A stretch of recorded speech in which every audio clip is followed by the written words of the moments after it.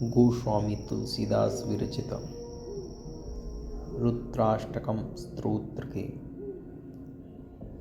इस क्रम में अभी तक हम 4 श्लोकों का 2 वीडियो में अध्ययन कर चुके हैं। आज इस तृतीय क्रम में हम 5वें और 6वें श्लोक का उच्चारण और इसका अर्थ देखेंगे। इसमें कुल 8 ही श्लोक हैं, जिसमें से अगले वीडियो में यह स्तोत्र पूर्ण हो जाएगा। तो सर्वप्रथम 5वें श्लोक का उच्चारण करते हैं, फिर इसका अर्थ देखेंगे। प्रचंडम प्रकृष्टम प्रगल्भम परेशम अखंडम अजं भानुकोटि प्रकाशम त्रयः शूलनिर्मूलनं शूलपाणिं भजेऽहं भवानीपतिं भावगम्यम। तो देखिए यहाँ पर शिव जी की क्या विशेषताएं बताई गई हैं। पहले शब्दों से देखते हैं। तो सर्वप्रथम का प्रचंडम, शिव कैसे हैं? जो प्रचंड हैं। और कैसे हैं? प्रकृष्टम, प्रकृष्ट हैं यानी सबसे श्रेष्ठ हैं, यानी सर्वश्रेष्ठ हैं। और कैसे हैं शिव? प्रगल्भम, प्रगल्भ का मतलब जो चतुर है, बुद्धिमान है। और कैसे हैं शिव? परेशम, परेशम मतलब पर ईशम यानी उत्कृष्ट भगवान अथवा परमेश्वर हैं। और क्या है शिव की विशेषता? करें अखंडम, जो अखंड है यानी उनका खंड नहीं किया जा सकता, वो तो विभु व्यापक हैं। इसके अर्थ का अजम, जो अज का अर्थ है कि जिनका जन्म नहीं हुआ, अर्थात जो हमेशा यानी अनादि काल से हैं और अनंत काल तक रहेंगे। ऐसे अज शब्द से कहा जाता है जिनका जन्म नहीं हुआ। और इसके बाद क्या कहा? और क्या विशेषता है शिव की? तो कह रहे हैं भानु कोटि, भानु का मतलब सूर्य, कोटि यानी करोड़, प्रकाशम यानी करोड़ों सूर्य के समान जिसका प्रकाश है। और कैसे हैं? त्रयः शूल, देखिए त्रय यानी 3 शूल, 3 शूल मतलब जो हमारा 3 लोक हैं, इन तीनों लोगों के जो शूल यानी कष्ट हैं उनको निर्मूलनम, निर्मूल करने वाला यानी मूल से ही नष्ट कर देने वाला। अर्थात तीनों जगत, तीनों लोगों के जो शूल यानी दुख हैं उनको निर्मूल करने वाले, इनको नष्ट करने वाला कौन? शूल पाणिम, शूल पाणी मतलब पाणी मतलब हाथ, तो हाथ में जो शूल यानी त्रिशूल को लिए हुए है, और वह अपने त्रिशूल से क्या करता है? तीनों जगत के शूल को यानी कष्टों को निर्मूल कर देता है, नष्ट कर देता है। तो यह भी शिव की विशेषता है, वो शूल पाणी है। आगे क्या कहा? भजे हम यानी भजे अहम, अहम भजे यानी मैं इनका क्या करता हूँ? स्मरण करता हूँ, इनका भजन करता हूँ। किनका? भवानी पतिम, जो भवानी के पति हैं यानी पार्वती के पति हैं। और वो कैसे प्राप्त होते हैं?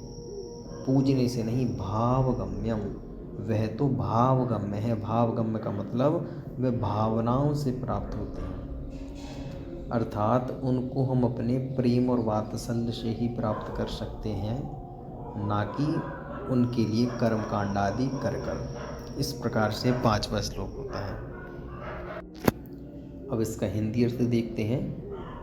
जो प्रचंड, सर्वश्रेष्ठ, प्रगल्भ, परमेश्वर, पूर्ण, अजन्मा, कोटि शूल के समान प्रकाशमान, त्रिभुवन की शूल नाशक और हाथों में त्रिशूल धारण करने वाले हैं, उन भावगम्य भवानी पति का मैं भजन करता हूँ। देखते हैं 6वें श्लोक को। कलातीत कल्याण कल्पांतकारी सदा सज्जनानंद दाता पुरारी चिदानंद समदोह मोहापहारी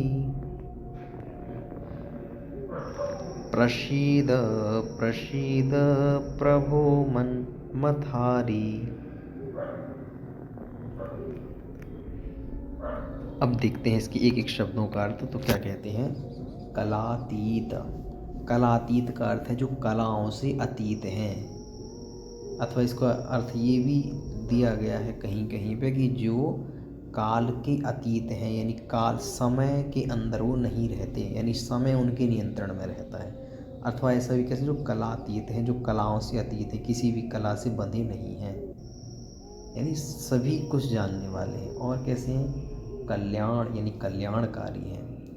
और कैसे हैं? कल्पांतकारी। कल्पांतकारी का मतलब ये कि वह कल्प का अंत करने वाले हैं, यानी इस जगत का एक प्रकार से संहार करने वाले हैं।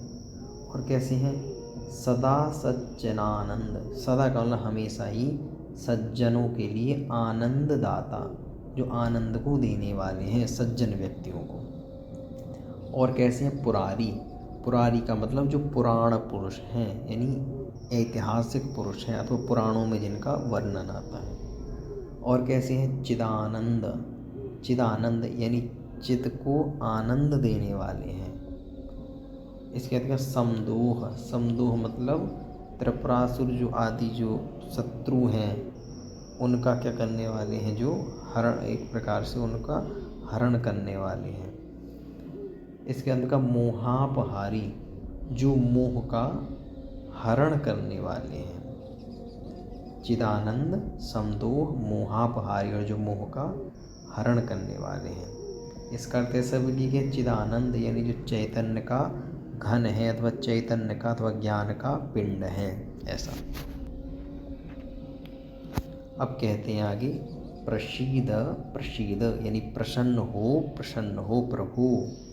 और आप कैसे हो? मन मथारी। मन मथारी मतलब मन मत यानी कामदेव के अरि, यानी आप शत्रु हो, यानी कामदेव को आप नष्ट करने वाले हो, काम को नष्ट करने वाले हो। अब इसका अर्थ देखते हैं।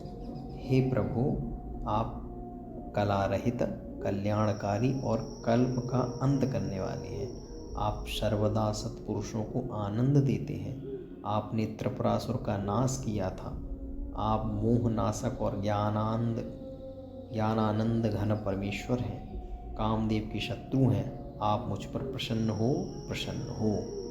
इस प्रकार से 6 श्लोकों का अर्थ होता है। अगली अंतिम वीडियो में हम 2 श्लोकों को, अंतिम 2 श्लोकों को देखेंगे।